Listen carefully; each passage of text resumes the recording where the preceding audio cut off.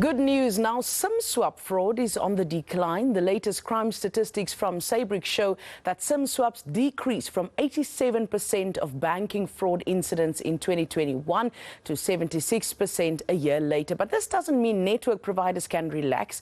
Biometric tech company iiDENTIFii's is warning them not to be complacent. I'm joined now by the company's co-founder, Wagner. Marco, good morning to you. Thank you for joining us on ENCA. Talk to us about SIM swap in South Africa. What's the situation? What are we looking at?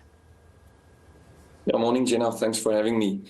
So, as you pointed out, Sabric has recently released a report that shows that SIM swap fraud has declined. But I mean, identity fraud is still at large in South Africa. A lot of people are affected, and SIM swaps are associated with crimes from fraud right up to murder. So it's not looking good out there. Now, you are saying that the network providers cannot relax, and so many times we hear South Africans falling victim to fraud committed via these SIM swaps. What exactly is their responsibility? Where do we draw the line between, for instance, the bank's responsibility and the network provider's responsibility? Yeah, so what we've seen is, banks have started providing mobile services, and mobile network operators have started providing financial services. And with this convergence between FICA and RICA, maybe also known as FRICA, is what you've seen there is you want people to defend there against identity fraud. You want people to mobile network operators and banks to deploy biometric technology that can protect consumers and also stop SIM swap fraud. And the responsibility there lies with them to implement security measures that can enable this at scale and that are enterprise grade. The question, though, Marco, is what is the responsibility of the consumer, those of us who have to protect ourselves? One would have thought that with all the papers work that you have to hand in order to RICA your SIM card, that you would be safe. What's our responsibility then? Yeah, so as a consumer, I think being vigilant, that's the first thing. You see a lot of petty scams out there. People are being attacked through phishing, so voice fraud, where someone will actually ask you for personal information. So we're really asking people to be vigilant in terms of don't hand out your personal information, and also be very open to using biometric systems. Where you either have to use a selfie. These systems have been built to protect that consumer's identity, defend against fraud. And if you look at it, a lot of major banks have deployed our technology in South Africa, and all of them definitely can't be wrong. You say that operators need to define practical, robust security solutions that adhere to and surpass current telco legislation. Does that mean that the legislation as it stands is not protecting us? So the legislation was only recently introduced.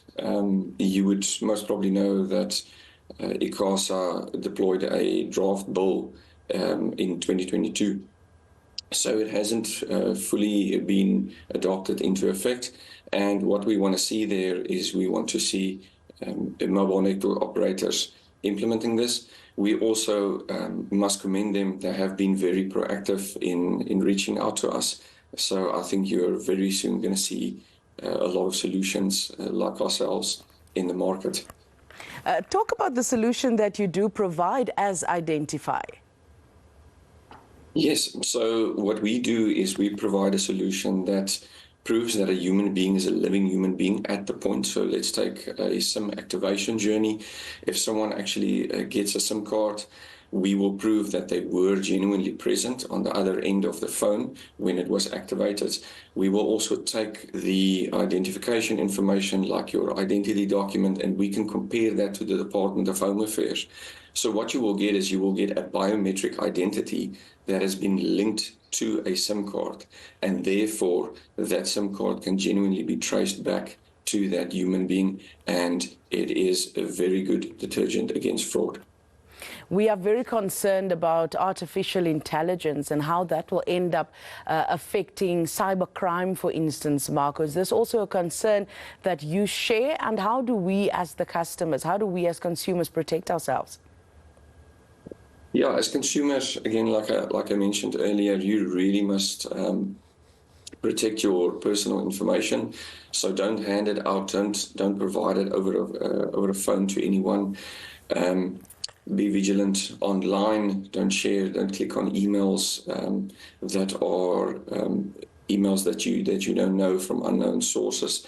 And then again, yeah, adopt biometric solutions. These solutions are opt-in solutions. It is solutions that doesn't use surveillance technology. It is solutions that we have built over the years to protect your identity. We always refer to biometrics, and you're talking about it as well as a way to still safeguard you against all these cyber criminals. Will we ever get to a point where even your biometrics are no longer safe?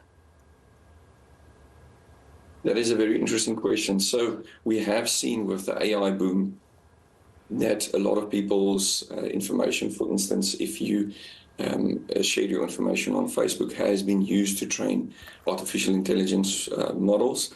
So luckily, companies like Facebook have implemented means of integrating privacy there.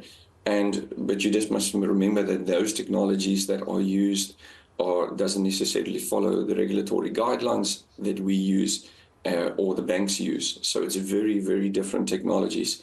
We use technologies that safeguard your data. We don't store data unnecessarily. We don't reuse it for unlawful purposes.